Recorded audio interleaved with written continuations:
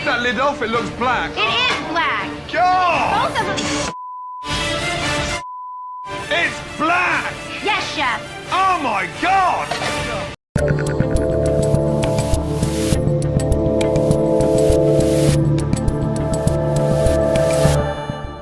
Hello and welcome to the Rubin Report. I'm Dave Rubin.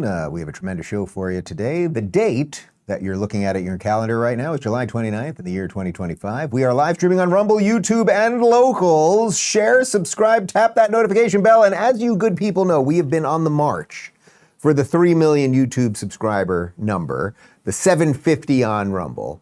And as of a moment ago, we screenshot it for proof. We are at 2,999,297 subscribers. That means we are basically 700 away. I think we can do it in this hour. And then the question is, okay, you're doing me a solid, right? You're subscribing to the show. I'd like to think I'm giving a little something back to you. You get the videos occasionally, although that's not really how the subscription button works. You think it's how it works. It's not exactly how it works. You also have to tap the bell to get notified. But putting all that aside, you'd be doing me a solid. So what I thought I would do is you a solid. So if we get 700 subscribers during this live stream, what I have here is a second jar of Sydney Sweeney. I keep wanting to call her Cynthia Sweeney. Sydney Sweeney's bathwater. Now, on yesterday's program, I drank a jar of Sydney Sweeney's bathwater. People were very excited about it. The comments were crazy. Went mega viral, as they say. I've got another full jar. I will chug the jar of Sydney Sweeney's white supremacist bathwater if we get the 703 subscribers that we need. And Joseph, you're running the prompter today. About halftime during the show, why don't you give me an update so that we can continue to push the people, because I am thirsty. I'm parched. I'm a little parched this morning, to be quite frank. I took the dog on a long walk. It's hot out there at the end of July in Miami. And okay, here we go. We're going to start. How do I shift this? I'm being kind of over the top sarcastic. Got to start with some bad news, actually. So the New York City shooting yesterday, which left a police officer dead and several other people injured. We're going to cover that. And of course, we'll cover the media reaction to it because, surprise, surprise, CNN got the skin color of the person wrong. They claimed it was a white person. It turned out to be a black person. We're going to connect that, the sort of assault on police, which we're seeing, which is just part of everything that's happening mostly in blue cities. We're going to connect that with a bunch of other Democrat policies. Then a couple trade wins for Trump, particularly as it pertains to the EU that we covered yesterday. Trump's now with Keir Starmer. And they're doing some back and forth on some things. And he got Starmer a stammering when it came to immigration. And then we'll finish up with a very simple question that I would say is consistent with some of the questioning that I often ask you here, which is, which way do you want to go, America? I think it's fairly obvious. But all right, let's get going here. And we will start with what happened in New York City yesterday. This from the New York Post. Rifle touting New York City shooter critically injures 3, including cop, before turning gun on himself inside Blackstone and NFL headquarters. At least one police officer was shot at the scene and is in critical condition. Another civilian was shot and is also in critical condition, police said. Video of Fox says an NYPD officer was inside the lobby and the shooter walked in and shot him. And then you can see the image there of the shooter. Now, before we do anything else, so one police officer was killed. His name is Didral Islam. He was from the 47th precinct. From everything I've read and heard from some of his colleagues, he was an absolutely stand-up guy and decent human being, and he did not deserve to die yesterday. Now let's unpack some of, and everything comes around to, there's always these issues, and then what do I always say? It's the narrative around the issues that in some sense matters more. Like there's the horrific murder of a police officer who did not deserve to die. Several other people shot, the general state of chaos in New York City when this happened and everything else. That's the important part. But in the internet world that we live in, the narrative part ends up being the more important part, because that's the part that's sticky, right? That's the part that then people start talking about and everything else. Now, of course, when these shootings happen, there's an immediate knee-jerk response where certain people, because they're so obsessed with the narrative, they start, you can feel it with people, if you're on the Twitter, you can feel it with people, like they kind of are waiting and hoping that it'll fit their narrative perfectly. So whatever skin color you want the person to be, or whatever religion you want them to be. so that it helps benefit your narrative. In this case, here is CNN twice within about a 50-second clip claiming that the shooter is possibly white. Can you put up the image of the shooter first one more time, Connor, so that we can just, everyone get this in your head. Does that look like a white person with the gun? Okay, blah, blah, blah. We'll have more on him in a second. But here's CNN doing what CNN does, which is completely fabricating stories as they break. Scene showing you here, John's reporting that they do know what he looks like, male, possibly white, mustache, sunglasses, in that building, isolated to, they believe, to various locations, including upper floors, is where they're focused. What are you learning, Shimon? All right, so Brian, stay with us. The former deputy director of the FBI, Andy McCabe, is with us as well. And Andy, I just want to ask you, you talk about a 44-story building, as Brian is reporting. And what John Miller just said, there were a few things that really stood out there. Among them that they do know what he looks like, sunglasses, mustache, male, possibly white, and that they were all possibly white, and they said it twice. Now, if they were not sure, where are they getting this information? And if they're not sure, why say possibly white? They say possibly white because they desperately, regardless of this person's motives, which we'll have more on in just a second, and why he perhaps did it, or what his psychological condition was, or anything else, they would prefer that the shooter be white, right? They don't want it to be a black shooter. We all understand all of this. It's why on any given day, when we can get the numbers, somebody give me the numbers, how many people were shot in Chicago this past weekend. When it's black people, particularly shooting black people, they really want to bury it. But even if it's black people shooting white people, they want to bury it, right? They want white people to be the bad guys and black people to be the good guys. It really is as simple as that. 16 were shot in Chicago over the weekend, 3 dead. Note you did not see that on CNN or virtually any mainstream media. Again, it does not fit the narrative. So someone, it seems to me that in a case like this, where we're now in the internet age, where CNN is running as fast as it can to report the same way everyone online is running. Whoever told, what's her name, Erin Burnett, possibly white, whoever wrote that in her prompter to say it, possibly, like, find that person and fire them. They were not possibly white. They were black, and everyone was reporting that online already. So unless you are intentionally trying to confuse people, unless you are trying to push a narrative, like, fire somebody. Of course, nobody will be fired. Here's Fox with a bit more on what actually did happen. Who was in the lobby of this building in Midtown, sees this guy come in. Before he knows it, we're told in the security footage, he pulls out a gun, shoots the security guard, and kills him in the lobby. They rushed him to the hospital, but they weren't able to save him. So that police officer was hit by this gunman that we're told was wearing a bulletproof vest in this Midtown skyscraper.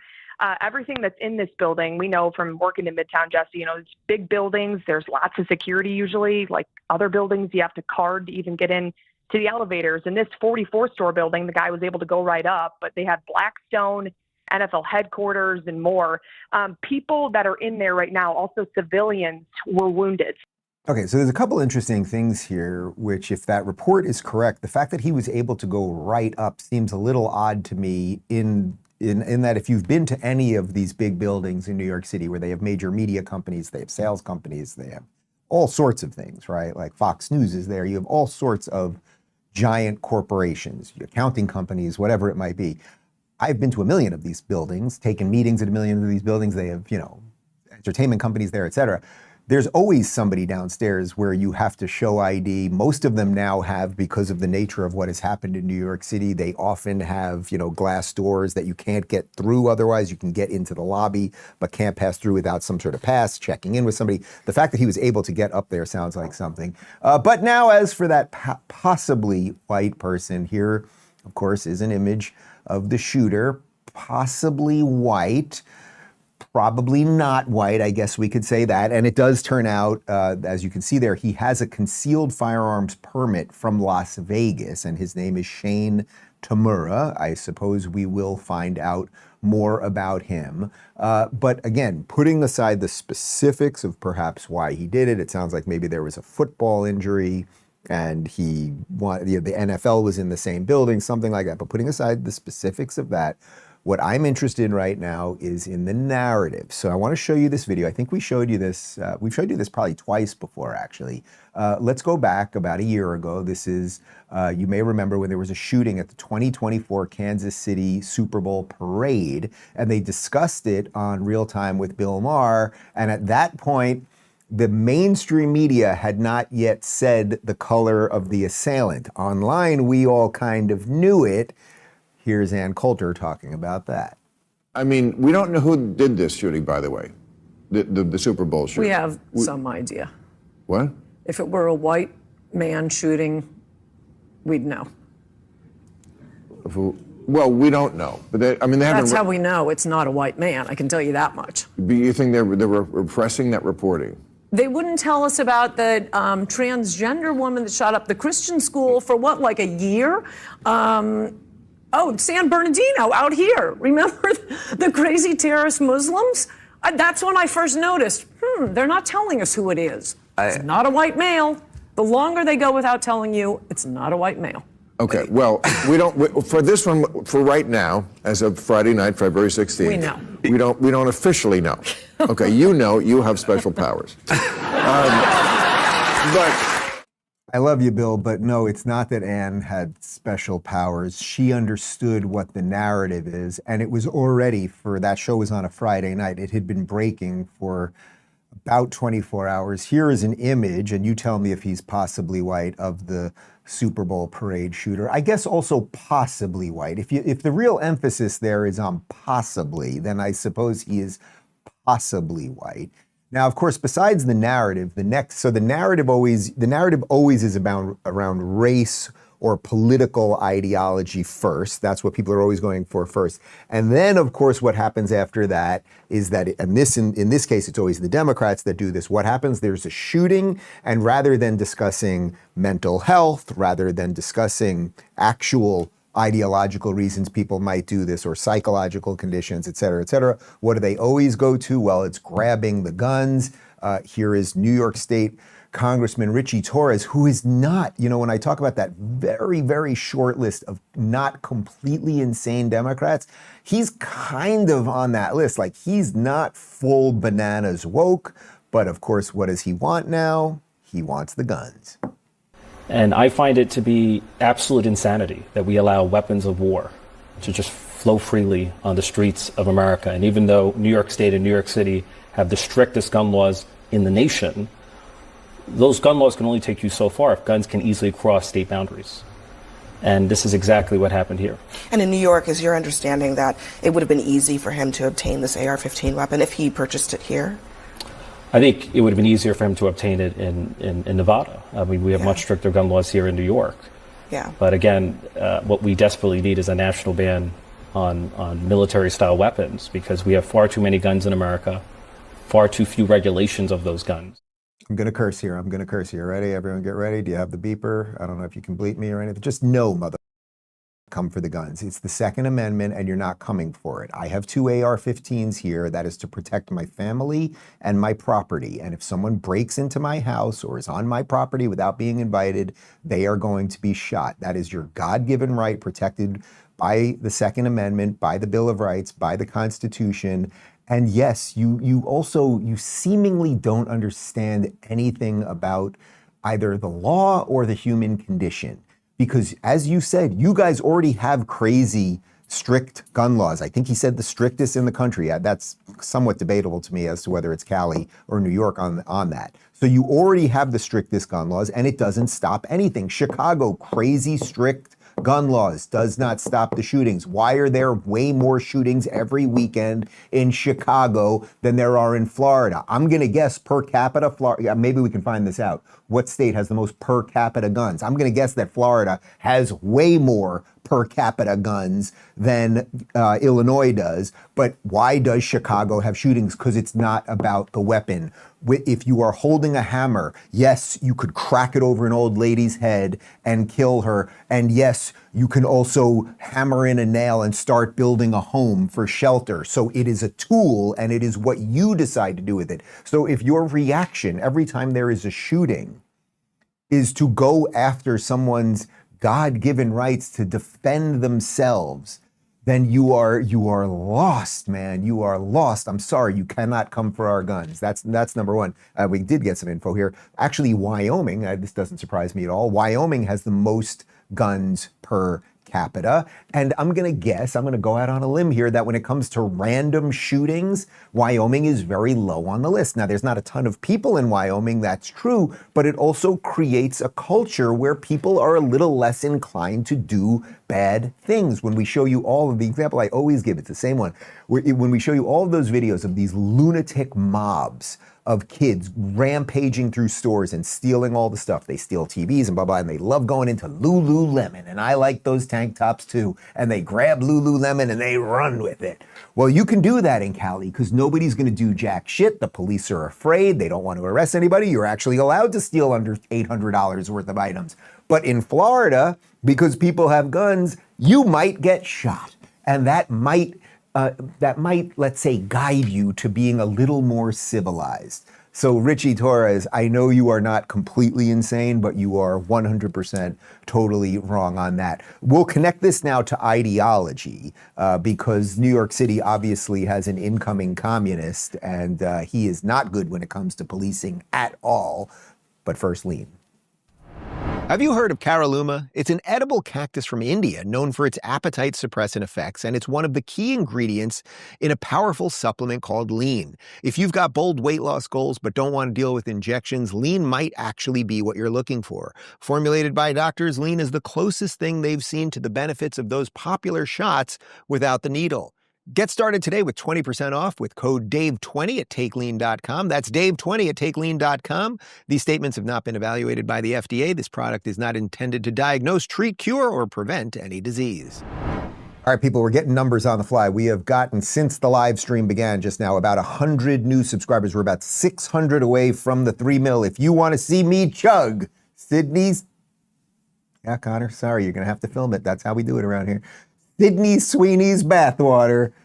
There you go. All right, so let's connect this to what I would say at this point is the obvious end conclusion for New York City and by extension all of these blue cities. They seem to have no ability to course correct, and even in these brief little moments where they defund the police and they slightly walk it back, then they go worse. We know that people are fleeing these cities. It's impossible for somebody. Imagine if you wanted to open a brick and mortar store somewhere in New York City, you'd have to be a brain damaged buffoon because at any given moment, Antifa, Hamas, Tifa, Hamas, whatever it is, can just throw a rock through and burn your store down and nobody is coming to save you. So it is getting worse in New York City, and Zohran Mamdani, likely full-on communist, intersectional psycho-communist, will likely be the mayor of New York City. Here's what he tweeted about the incident yesterday. I'm heartbroken to learn of the horrific shooting in Midtown, and I am holding the victims, their families, and the New York Police NYPD officer in critical condition in my thoughts. Grateful for our first responders on the ground. All right, first off, no, you're not holding anyone in your thoughts. You don't give a fuck about any of these people. You exist to destroy New York City, and also the idea that you care, particularly that you care about the NYPD officer, is absolutely absurd. Here, somebody, I'm going to speak through it, but as you can see here, this is his X feed, the amount of times that he has written defund the police. You see it? So you can search defund the police with his name and you're just getting time after time. This is just a small portion of the amount of times he has demanded to defund the police. So you could have, thank God they didn't fully defund the police, at least to the extent that someone like you wanted, because Eric Adams, who sucks, is actually not as completely insane as you are. But if you had defunded the police to the extent you wanted, then nobody would have been there to stop that guy. And there would have been way more dead people. So you can spare me your crocodile tears. And in case defund the police, in case that little video we just showed you isn't just like a bumper sticker enough, there he is very, very specifically, no, we want to defund the police. Psychopath. But here's more from the psychopath. Queer liberation means defund the police. What the flying fuck does that mean? Queer liberation. What does that mean? And Zohran, Do they do gay weddings at your mosque, right? Are there a bunch of lesbos who throw up the hijab and kiss at your mosque? I'm gonna guess not, because there are 0 mosques in the United States that do that. So you're a bigot. You're a bigot, and somehow I think that makes you a racist by their logic too. Queer liberation means defund the police. Actually, proper policing and law and order, that helps the queers, because they're a minority, the queers, whatever the hell you mean, the furries and the weirdos, that helps them actually when you have proper policing, because it's the jihadists, it's your crew that don't like them very much. You're using the queers for Palestine in just so you can attain power. Like, we see it, man. I know that there's a bunch of retards in New York, so maybe they don't see it, but the rest of us see it. And we live in Florida where there's guns. Here's a FBI agent absolutely shredding Zohran for trying to replace cops with social workers. When I hear someone say, let's replace police officers with social workers, that is the most asinine thing I have ever heard. If you want the violence in your city to continue and for these shootings to continue, you go ahead and do that. But for anyone that supports a candidate that believes in replacing NYPD officers with social workers, I have no words for you. Evil people like this individual who did the shooting today, they do not care about gun laws. They do not care about any laws. It literally is a battle between good and evil. And I agree with Senator Kennedy. There is a distinctive evil, and it is very powerful and it is very strong. It is so crucial, Sean, that we have wonderful, law-abiding, heroic police officers there to protect us, not only in New York, but in every city across the country. And as a former FBI agent, I will tell you unequivocally, it is not the FBI that keeps you safe every day on a day-to-day basis. It is local law enforcement. They are the ones that are responding to the calls on a daily basis, day in and day out. Yeah, that is true. And you really need to understand what's going on here, because these things, things happen slowly and then they happen very fast, right? Like it's like, and then it all drops off a cliff. So think about what has happened for the last 5 years. COVID, BLM, defund the police, all of those things. We know that literally thousands of NYPD officers have fled New York City. Many took early retirement because they were not getting backed by the administration. Originally it was Bill de Blasio, then it was Eric Adams. So they just retire early, they just get out. So these are the old school cops of New York City from the days I used to live there. And they were good people, and they lived in the community, and they were part of the fabric of New York City, right? So a certain set of good people just retire early. Then a whole bunch of other officers, I don't know if we can get the numbers on this because I don't know if it's public. Can you find out how many NYPD officers have left New York and come to Florida to be police officers here? You may remember DeSantis was offering, during the height of COVID craziness and BLM and all of that shit, he was offering bonuses for good officers, good qualified officers who just didn't want to deal with an administration that was throwing them under the bus to come here. So then again, in the state where things are working, where people are also armed and take their protection into their own hands, and we already have proper policing, we got stronger policing. So the degradation of the NYPD, we also know that what is the other thing the NYPD had to do? Because they were purging so many numbers, the amount of people that fled and the amount of people that took early retirement, they had to literally lower their standards when it came to physical requirements, meaning that they had to then take fatter people and people who couldn't run as fast, et cetera, et cetera. So what do you end up with? With then having a potentially incoming communist mayor who has dozens of times said, defund the police. Where do you think you will be left with? This is interesting. 2,516 officers left the NYPD last year alone. Last year alone. Good luck, New York. Good luck. That's all I have to say. Good luck. And it's, by the way, it is not only New York. I said it months ago. I have a pretty damn good track record with this kind of stuff. But once it starts happening in New York, and they'll be able to float it for a little while, because remember, the Democrats control the foot soldiers. The Democrats control the violent mobs. So when they want the violent mobs on the street to go after Tesla stuff, remember, it just all turns on and then they can turn it off. When they want Antifa in the streets to burn down things, they can turn it on and turn it off. When they want Hamas, they can turn it on and turn it off, right? So what they are going to do is if Zohran gets in, they're going to turn it off. It's going to look good for a little while, and that will give it energy to scale. Now, we know communism and government-run grocery stores and all those things don't work over time. Obviously, it takes the human part out of everything. You're all just a cog in a system that doesn't care about you. But this thing is already starting to scale. People see the energy behind Mamdani, and now they've got this guy, we've talked about him before, who just won the Democrat primary in Minneapolis, Omar Fattah. And here he is talking about how Zohran is the catalyst for the movement. What do you think about that comparison between you and Zohran? Well, Zohran's win was not only making huge waves in New York, but here in Minneapolis and across the country.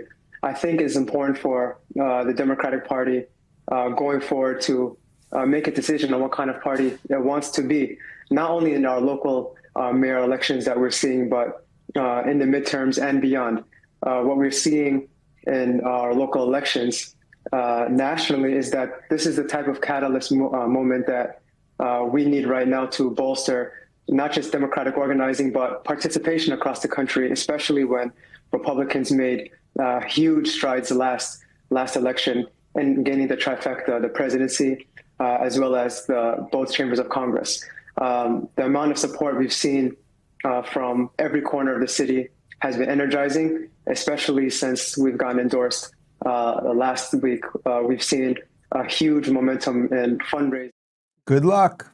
Good luck. So that guy, defund the police, wants to bring Somalia to Minneapolis, his home where he actually never lived. We know all about what happened in Minneapolis and broadly in Minnesota during the BLM riots. That's where Ilhan Omar is. And again, okay, so now it's like throwing gremlins in water. Now they're going to start multiplying. So you've got Mamdani, you've got this Omar guy, and we will see how many more start popping up. And it's going to happen in big cities, and there's going to be a flight from big cities like you cannot believe. And at some point, the responsible red states are going to have to figure out entry taxes or a series of other things. As you know, I've encouraged our good governor here in Florida to dig a giant moat between Florida and Georgia. That's our main border, a little bit of Louisiana, throw some gators in there, maybe lasers on the heads. We'll see what happens. I don't know if he's moving on that, but we'll check in a little bit later. But so what could the Democrats do? Because as you know, every one of us watching this, and my family as well, everyone's got a Democrat in their family, and they're not all completely insane. I mean, most of them are totally bananas at this point, but there's always some, well, I'm nice, and I'm a liberal, and I'm, what you might want to do, you've run out of time, I think, but what you might want to do is try to figure out where are the good people around you. But even the good ones, as I pointed out earlier with that Richie Torres guy, they're wrong on just so many things that I just see no purpose of the party in some sense. But another guy that is, let's say, not a complete communist socialist lunatic, but is just a nothing Democrat and does not know what to do, is former Transportation Secretary Pete Buttigieg, a man who was mayor of South Bend, Indiana, was completely unqualified to be Transportation Secretary, did jack shit during his tenure as Transportation Secretary. He's got a beard now, and as a bearded man, I can appreciate that the beard does make him look a little bit better. But here he is doing what Democrats always do, which is rather than take stock of what's going on in their party, there's an orange man out there, and we don't like him. It's that when you have an autocrat in power, he can get away with appointing incompetent people over very important things in our lives. So right now we have the Secretary of Defense in charge of defending the American people, who was accidentally texting military strike information to journalists. We have the person in charge of American public health, who is a quack who doesn't believe in medicine, and now measles is on the rise in America. Okay, so Pete, first off, he's talking obviously about Pete Hegseth, and then he's talking about RFK. The idea that they are not qualified than their Biden counterparts is completely absurd. I have absolute faith in both of them. Bobby Kennedy, particularly, has fundamentally changed this country already. There are thousands of restaurants that are already changing things as it relates to seed oils. There are companies that are voluntarily getting poisonous dyes out of cereals. What he has done, and all he's done is question vaccine schedules and everything else. You abject buffoon, Pete. And Pete Hegseth has been nothing short of, he's getting wokeness out of the military. He's leading with strength. He's competent. He looks the part. He knows how to communicate. These are all, but okay, fine. I've said nice things about the Republicans. That's easy to do. Why don't we go through the list of competent people that Pete was working with? Here's, well, look at this crew. There's Rachel Levine. That's a man with a penis dressed up as a woman who didn't turn into a chick until he was about 40 and was he said the proudest moment of his life was having his kids. That's a little strange, even though he wants to chemically castrate children. The dude in the dress there is Sam Brighton, who was in charge of like nuclear waste or something. Turned out he was literally stealing suitcases at airports and wearing women's lingerie that he didn't own. That's Kamala Harris. She was an alcoholic with brain damage who cooed the previous president.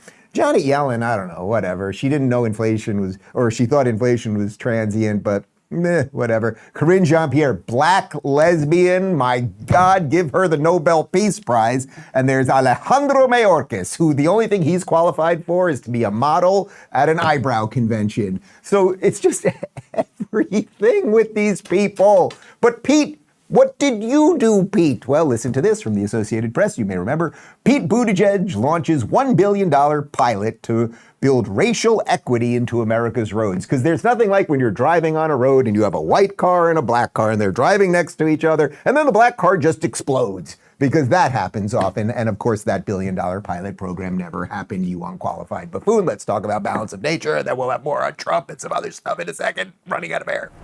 Let me ask you something. How many different fruits, vegetables, spices, and fibers have you eaten today? Be honest. If you're like most people, probably not enough. In fact, over 90% of Americans don't get their recommended intake of dietary fiber, let alone the variety our bodies need from real whole foods. That's where Balance of Nature comes in. These supplements are unlike anything else out there, and here's why. They're made entirely from 100% whole fruits, vegetables, spices, and fibers. No added sugar, no artificial ingredients, and no attempts to mimic nature. They simply let nature do its job by delivering powerful phytonutrients found in 47 real food ingredients. The fruit and veggie supplements alone contain 31 ingredients from mango, pineapple, wild blueberries, spinach, shiitake mushrooms, kale, and even wheatgrass. You can take them with water, chew them, or open the capsules and add them into whatever you want, like a smoothie. Then there's the fiber and spice blend, which is truly one of a kind. It combines 4 whole fibers with 12 aromatic spices. It's clean and flavorful, and it's even good for your gut. Everything's made under the current good manufacturing practices, third-party tested for quality, and packaged with care. And yes, they're vegan, kosher, and gluten-free with ingredients you can actually pronounce. Invest in your health with supplements you can trust. Experience the color, taste, and smell of real whole foods just as nature intended. Go to balanceofnature.com, sign up as a new preferred customer, and get 35% off your first order, plus a free fiber and spice supplement. Hurry, this offer is available only while supplies last. Guys, you see how much talking I'm doing on a day-to-day basis? I am thirsty. I need liquid, man. I've got Sydney Sweeney's bathwater right here, and I want to chug this whole thing for you on the internet. As of right now, we got another 100. We have 2,999,000. I have 455. We got 2 more even since you could screenshot that, my friend. That means we need about what? We need about 500 plus. In the course of the next half hour. I'm going to drink this. You're going to feel good about yourself. What a day. And we'll crush some commie ass. All right, here we go. What else is happening in the world on the good front? Let's get out of the blue cities for a minute and the endless misery that those sick bastards are subjecting themselves to. Let's talk about Donald Trump and what's going on with this EU trade deal. We talked about it yesterday, but Trump basically got the EU to completely bow to giving us better deals. This was exactly what the tariffs were all about. It was a threat to get people to the table.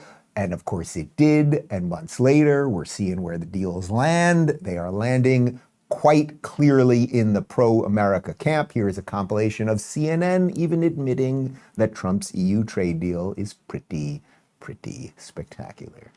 The early reviews are in on the new trade deal announced with the European Union. The Financial Times says the deal marks a victory for Trump. this a fantastic deal then struck by Donald Trump? Absolutely a victory on behalf of the Trump administration. Isabel, the bottom line is this is the biggest trade deal in President Trump's effort to effectively reshape the global trading order. On this deal, the European Union, this is a big win for the U.S.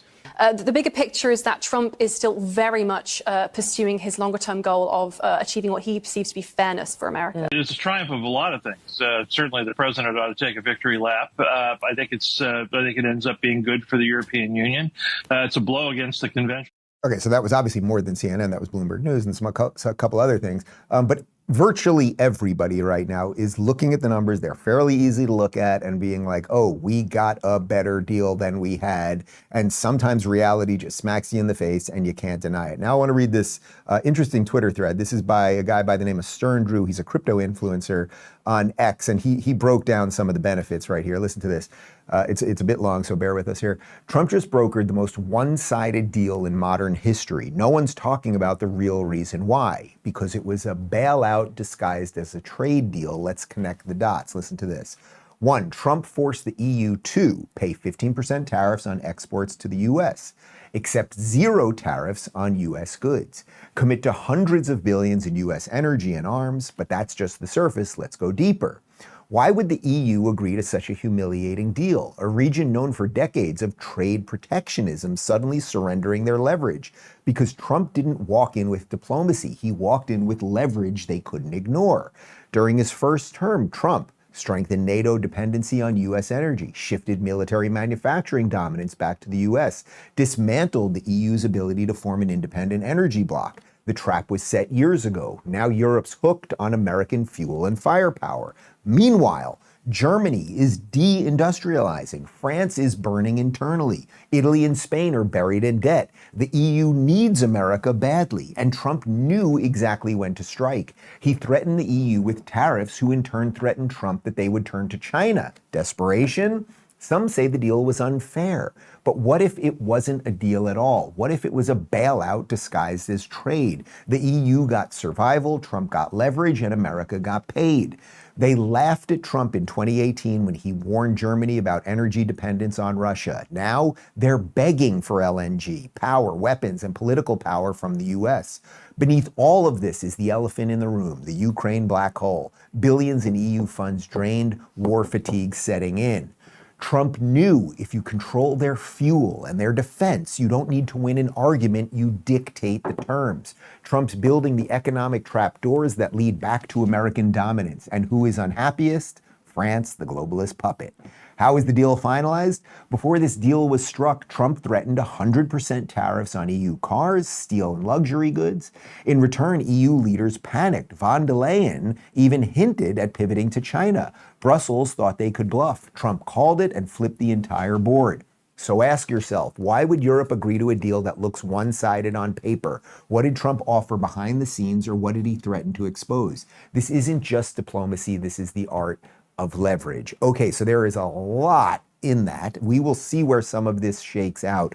But by every account, even on mainstream media now, they're golf clapping Donald Trump. So there was a whole lot of stuff set up here. The particular line in that I thought was most interesting is the 2018 line. Remember when Donald Trump 45, remember when he gave the big speech at the UN General Assembly and he talked about how Germany particularly is going to regret not being energy independent, and the Germans laughed at him while he was giving the speech? Well, they're not laughing anymore. We just got a phenomenal trade deal that, on top of everything else, includes a tremendous amount. We covered the numbers specifically yesterday. A tremendous amount of revenue for the United States. But here is Commerce Secretary Howard Lutnick talking about that. Well, remember, the European Union is $20 trillion economy, 450 million people. I mean, it is head and shoulders bigger than all the other Western civilizations. So the fact is the European Union is the monster deal. President Trump did that deal yesterday. We were all together in Scotland. We got the deal done. So here's how it goes. The European Union is going to pay 15%, and they sell us $600 billion worth of goods. That's $90 billion for America, and they agreed for the first time ever to cut all their tariffs, cut their barriers, and let American businesses and farmers and ranchers and fishermen finally sell into the European Union massive market. This is huge for America. All right, so that is what it is. It is massive. We're getting an influx of cash. We have Europe more dependent on us. We called their bluff, which everything they do is a bluff. It never had to get this far.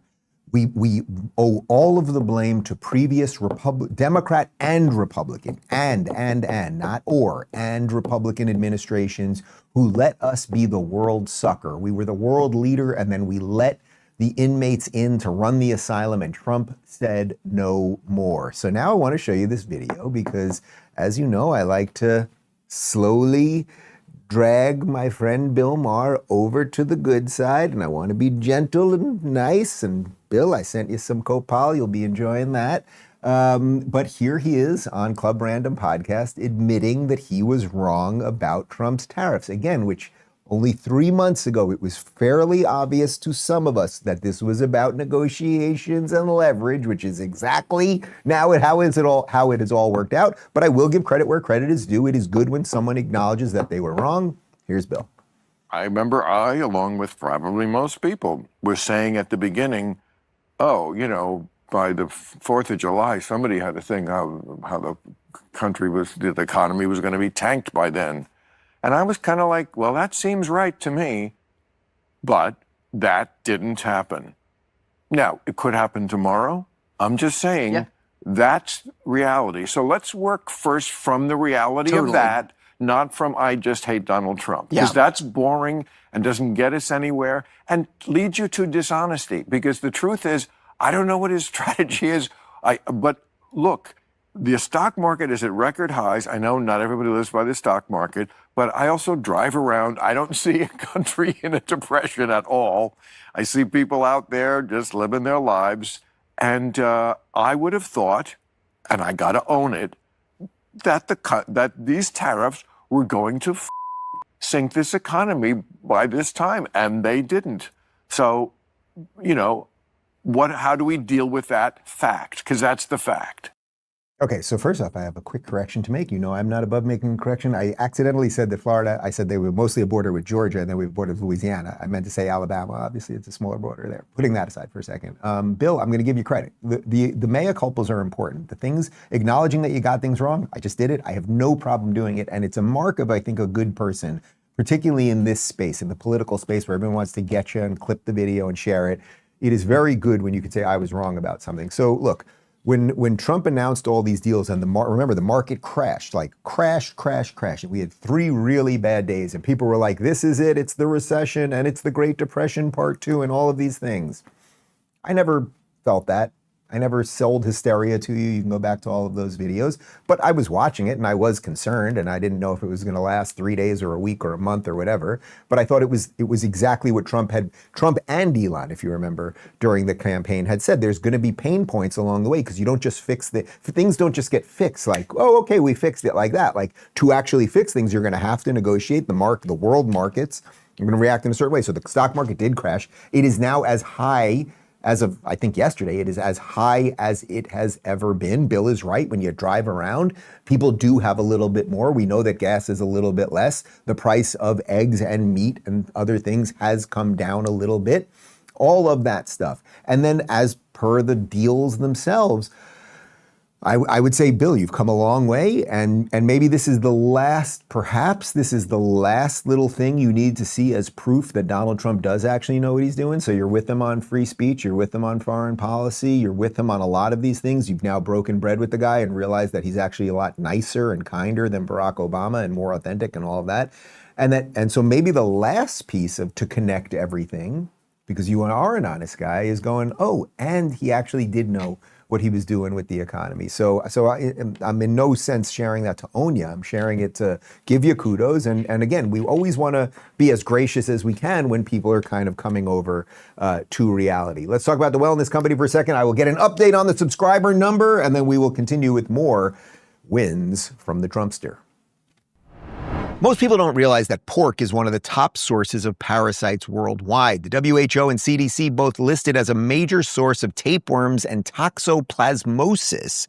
And research shows pork's poor detox pathways make it easy for parasites to thrive and spread. If you eat pork or sushi, travel, have pets, or just want to protect your gut and immune system, it's smart to do with the medical-grade parasite cleanse at least once a year. That's why the wellness company created the ivermectin and mebendazole Parasite Cleanse, a powerful combo that helps flush out parasites and supports your immunity and digestion. Just fill out a quick intake form and get a 4-use medical-grade cleanse delivered to your door. Head on over to twc.health/Rubin and use code Rubin to save $90 and get free shipping. Don't wait. Your gut will thank you. All right, guys, we've got some updated numbers. We now have 2,999,501. That means we need 499 subscribers to hit 3 million while I am live on air so I can drink Sydney Sweeney's bath water. I can't show you everything, but you can maybe see the number right there. 499 people. Look at that.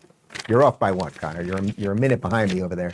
Let's continue with a bit more from Trump and what's going on with Europe. So he met with UK Prime Minister Keir Starmer the other day, or yesterday actually. And this guy's name, his name is Starmer. It should be Stammer. He is such an unimpressive, perfect politician who says nothing and looks like a deer in the headlights and everything else. So this from Eric Daughtry. We'll show you the video while I read the tweet. President Trump is continuing the optics of hosting UK Prime Minister Keir Starmer in his own country. So get this. Now he flew Starmer to Aberdeen in his plane, Air Force One and helicopter, Marine One. And Eric wrote, I think Starmer is even forgetting who really is the visitor and who is the host. This comes after Trump greeted Starmer at his property in Scotland. Trump is such a gracious host. You get this? So it's Trump's plane, it's Trump's helicopter, Trump's property.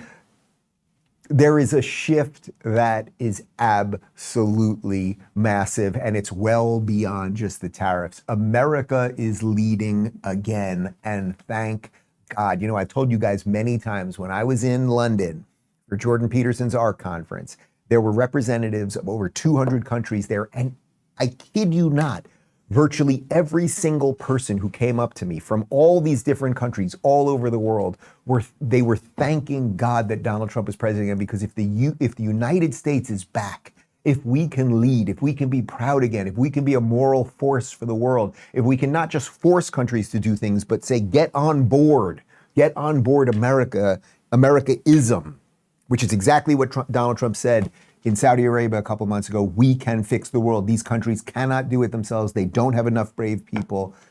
Somehow we do. Here is Trump and Starmer talking about illegal immigration, and I think you will see that Starmer is really Stammer. Well, look, immigration is a big factor, and I think, frankly, if they're coming from other countries and you don't know who they are, and are they coming from prisons? We have them where they came in from prisons. We're moving them all out. We had a border last June, just last month. We had 0 people come into the country, 0, other than coming through legal means. If you're stopping immigration and stopping the wrong people, I give my hats are off to you. You're doing not a good thing. You're doing a fantastic thing. So I know nothing about the boats. But if the boats are loaded up with bad people, and they usually are, because, other countries don't send their best. They send people that they don't want. And they're not stupid people. And they send the people that they don't want. And I've heard that you've taken a much stronger stance on immigration. Yeah, we've done a lot of work stopping them coming. We just signed an agreement to return them, and we've returned 35,000, in fact, under the first year of this Labour government, of people who shouldn't be in this country. So we're very pleased that we're getting on with returning people who've got no right to be here. That's great. As somebody that loves this, I love this country. My mother was born in, as you know, born in Scotland. All right, so there's something very funny here, because first off, the boats that they're talking about, that there are these migrant boats that keep showing up on their shores, and it's always military fighting age men. There are no women, there are no children, there are no old ladies holding one suitcase or anything else, and they just show up at the beaches and they run on. And I'll tell you, when a bunch of guys who have been on a boat from Africa or from the Middle East show up at Paris beach, I know that they're talking about the UK there, but they show up at a beach in France with a bunch of women showing their boobs, it's not going to end well for the boobed lady. And in some countries, they still have women with boobs. It's incredible. But okay, so there's Starmer saying, okay, well, we got rid of 35,000. Well, okay, even if that's true, you've let in millions and millions. So here is when he turns into Stammer. The president makes it look easy dealing with illegal migration. You must be envious of his record in such a short period of time. Well, I think we've been discussing irregular, illegal migration is a huge issue in both of our countries. In the United Kingdom, it is a real cause for concern, and that's why we must bear down on it. We must. Does anyone know who the prime minister is? Because maybe he could do something. So again, without the United States, look, I have no faith that this guy will fix his country. Out of all of the countries in Europe, I think the UK is set up for failure. I just do. It's very sad. I love the people there, many of the people there, but I just think they've let in too many people. They don't have enough good men left. Like, the castle is going to be taken over by the jihadis. It will be on this guy's head. Maybe it buys him an extra week of survival, like, who knows, to placate to them or whatever it is. But the question was right. Trump made it look easy. How did Trump make it look easy? It's not that easy, but you have to win, you have to have a mandate, you have to have a will, you have to have competent people around you. And then how is it that in the previous clip, 0 illegals came into the United States in June, after 21 million came in 4 years? So Starmer, to whatever extent he wants to survive, better thank Donald Trump. He should be on his knees thanking Trump. Now I want to connect this to something else, because immigration is not just about borders in the most strict sense. It's about culture too, right? Because every country exists to defend its culture. In America, our culture is really the most unique in the world, because we said to the world, come here and be part of this, be part of freedom and individual rights, and pursue your happiness. And we'll get the government off your back. This experiment had never been done in human history before, and we're only in our 249th year of it. Now, what came with that was people were going to come here, and they would be this skin color, and they would be this religion, and they would have this ethnicity, and they would eat these foods and listen to this music. But of course, you all became part of the melting pot, because the promise of freedom was the thing. That is the most important thing to our culture. But we have let in all sorts of people who don't care about that promise of freedom. I don't know, maybe Zamdami and Dorhan Balomi and Baloney and Omar and the rest of them, right? And we have many of them in Congress, whether it's Rashida Tlaib or Ilhan Omar, et cetera, that don't like this country very much, and they're here to turn this place into the places from whence they fled. But I want to show you this video because this is super interesting. So this is musician Billie Eilish going to she's Irish, going to Ireland. It's unclear to me if she had ever been to Ireland before. She never lived in Ireland. But here she is in Ireland over the last couple days, talking about how it's good to be, in essence, home with people who look like her, which I thought would be racist. Well, I'll let you decide. As you guys know, I'm Irish, so it's cool to be here.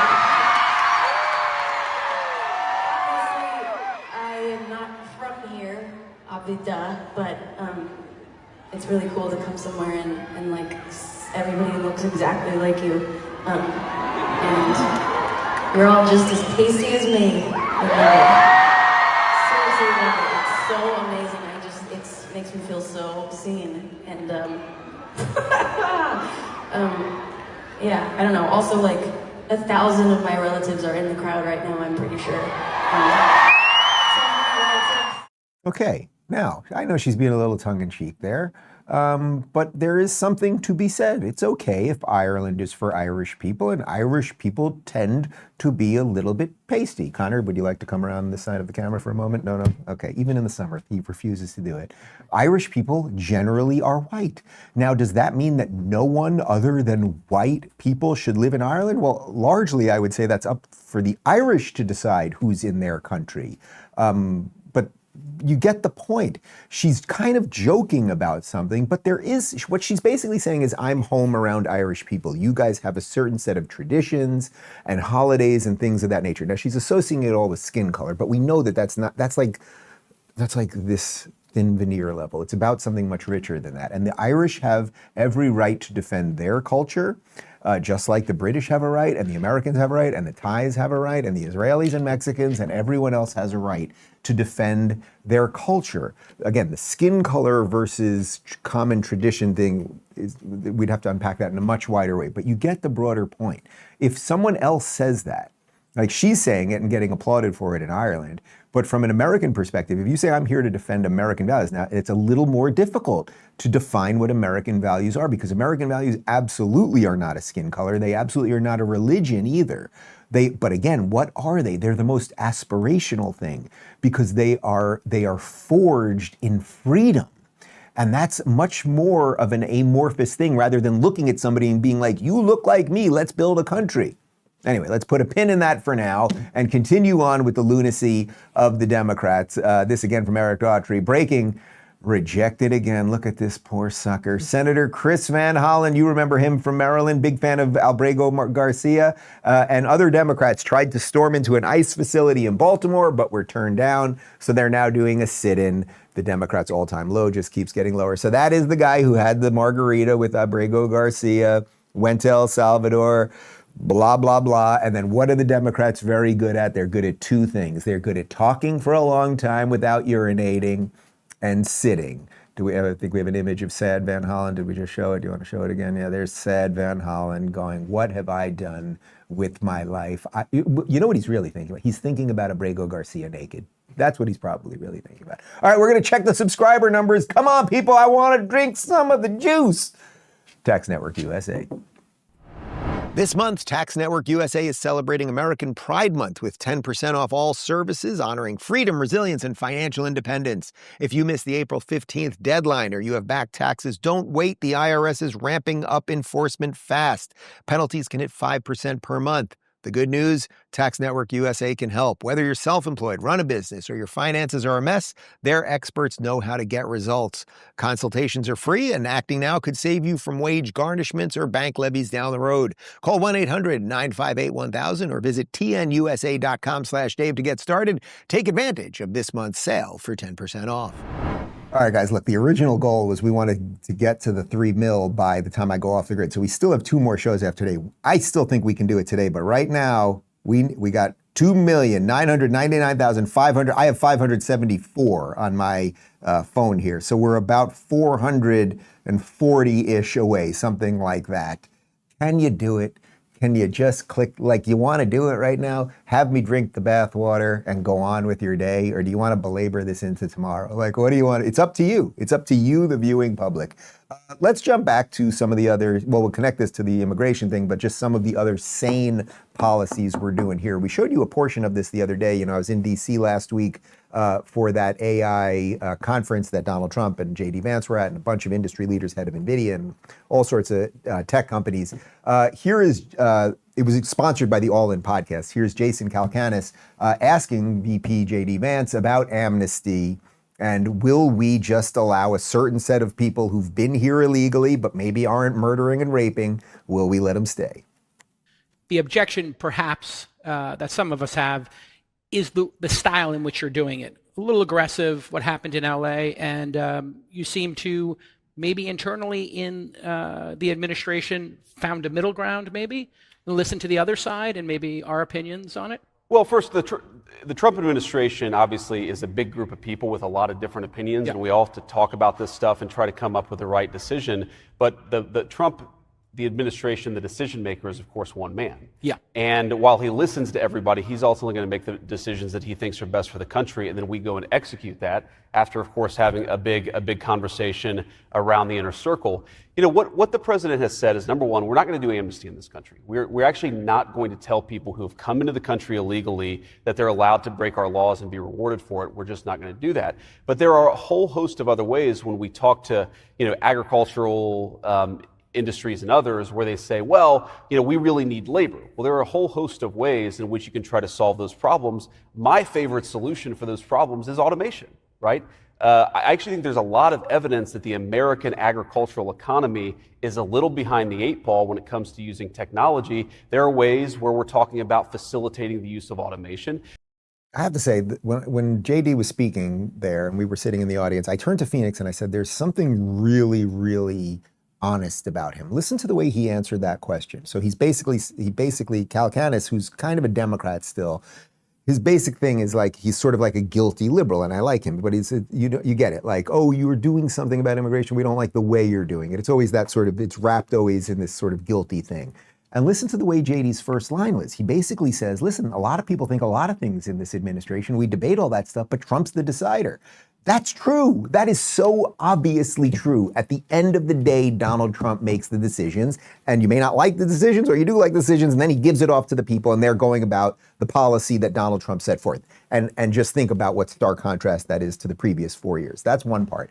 But then he actually answered the question quite honestly, even beyond that. So what are you going to do? There are certain industries, and it is true, there are certain industries that have been, for better or worse, reliant on illegal labor, the people picking the tomatoes and everything else. So then what did JD say? He said, we're listening to them, but what I think is there are ways that they will not need it anymore, meaning we are going to automate it. We are going, can we grab that broccoli thing? We're going to play it for tomorrow, but we'll maybe play it at the end of the show that I showed you, because there's just more and more robotics that are going out into the fields and picking fruit, et cetera, et cetera. And then it will also be replacing your Amazon delivery guy, who's a perfectly nice guy, by the way, but that will be done by drones. You just can't stop progress in that sense. So what he's saying is we're hearing the industries. We're not trying to destroy the industries overnight, but we're on this the technological piece of this is going like this. And at some point, it will match up with the needs of the American industries, and then it will make everything way more efficient. That is just reality. So he didn't just lie. He didn't lie. Now, what do you do with those people who will then have been here illegally doing tough work, who've been here for years, and it doesn't mean that they're awful people? Well, that's the question, but he also answered that. We are not giving them amnesty. Yesterday, JD was asked, we covered this really horrific mob assault. And it happened to be a bunch of black people attacking 2 white people in Cincinnati. JD was asked about that. This is a separate event that happened yesterday. Take a look. There was a group of people who attacked a couple folks on the street in Cincinnati. Senator Bernie Moreno, some others have spoken out about it, have been critical of it. Okay, yes. So what I saw, and I haven't seen the full context, but what I saw is a mob of lawless thugs beating up on an innocent person, and it's disgusting. And I hope every single one of those people who engage in violence is prosecuted to the full extent of the law. And they will be. I don't know how the fight started, but the one part that I saw that was really gruesome is you had a grown man who sucker punched a middle-aged woman. And where I come from, at least, when you have a grown man who sucker punches a middle-aged woman, that person ought to go to jail for a very long time. And frankly, he's lucky there weren't some better people around, because they would have handled it themselves. But if they're not going to handle it, the cops in Cincinnati, the law enforcement, you've got to prosecute people. We've had way too much lawlessness on the streets of great American cities. How many of you all have wanted to go to downtown Akron or downtown Canton or downtown Columbus for a meal, but you're worried because the local authorities in these big cities have allowed lawlessness to run wild? Yeah, I mean, I don't think I have to analyze that much. We know it. We know what's happening in Democrat-run cities. By the way, he was the senator from Ohio. Cincinnati's in Ohio. He knows a little something about that. He's completely right that in a different place and with better people, the guy who sucker punched that woman would be in jail. Hopefully they are going to catch all of these people. But again, I'm just showing you that it's just clear leadership. And I think I saw this video this morning. We were going to hold it for tomorrow, but it perfectly fits the automation answer that JD gave on the previous clip we just showed you. So, we've shown you some videos of robots now going in and they're doing the work that migrants used to do. And again, doesn't mean the migrants are bad people or anything else, and they came here for the opportunity and previous administrations let them in. But here really, if you are a Democrat, and you're not gonna have, nobody's gonna pick your stuff, and nobody's gonna throw out your garbage, and no one's gonna make your bed when you're at a hotel and everything else. Well, look at the robots. So you can see it right there, picking broccoli, chopping broccoli, as Dana Carvey used to say, right? Like, so robots will do that. People used to do it, and the robots will get smarter and powered by AI, and they will find even more efficient ways to do it. And eventually the robots will be making the robots and all of the stuff. So, okay, how do we wrap up this show? Hopefully by the end of the day, it's gonna be tight. You rat bastards, you're making me work hard today. How do we tie all of this together? We can either do what Trump and JD are laying out, which is before America, before technology, be forward thinking in the best possible sense, not just progress for the sake of progression, but progress to expand human freedom and ingenuity and all of those things. Or we can go back to all of the ways that our ancestors had to live, thus causing them to flee to the greatest country in the world. So here is communist, I would say jihadi adjacent, probable mayor of New York City, Zohran Mamdani, on a podcast with the host just trying to say, could you just stop saying globalize the Intifada? Or what do you think of the phrase globalize the Intifada? The Intifada, of course, are the repeated violent episodes that the Palestinians have done against the Israelis that killed thousands and thousands of innocent people, including Americans, blew up buses, rammed cars into people, burned people alive, shot people, all of those things. Could we not endorse globalizing that? Because that doesn't seem so great, but of course he can't even do that level of low-hanging fruit. Sure, but like, does that just make you uncomfortable? Like the phrase "globalized intifada" from the river to the sea. Does that make you uncomfortable, or do you think? Okay, those are different. Those are super different. They're not really like different genres. I'm sorry, I'm asking Zohran. Then they're not really different to me, and to some people, they're not different. You know, I know people for whom those things mean very different things, and to me, ultimately, what I hear in so many is a desperate desire for equality and equal rights in standing up for Palestinian human rights. And he is such an obvious fucking fraud. Yeah, I'm sorry, you're just a retard if you can't see it. If you vote for him, you deserve everything you get. I mean that, New York City. And then don't come crying to us here in Florida. Globalize the Intifada means kill people who do not agree with you politically. Mostly Jews, but in an American context, when they start blowing shit up with suicide vests and everything else, they're going to kill a bunch of other people too. That's number one. The river to the sea thing, they don't even know what river it is or what sea it is, but that's the river to the sea where Israel is, and it has nothing to do with equality. You think this guy wants equality for Jews? Also, there never was a Palestinian state. I don't feel like doing that whole thing. So we can either be on the joyride of these smiling people who just say nothing as they destroy the world, or we can be with a serious guy who has had about enough of the jihadis. Yeah, Gaza, they pulled out of Gaza. They pulled out in terms of negotiating. It was too bad. Hamas didn't really want to make a deal. I think they want to die, and it's very, very bad. Are you done with and it got to be to a point where you're going to have to finish the job. They really, they asked for things. Don't forget, we got a lot of hostages out. So now we're down to the final hostages. And they know what happens after you get the final hostages. And basically, because of that, they really didn't want to make a deal. I saw that. So they pulled out, and they're going to have to fight, and they're going to have to clean it up. You're going to have to get rid of it. And I mean, it's so interesting because there's Trump going more hardcore than Netanyahu there. And he's saying something very true.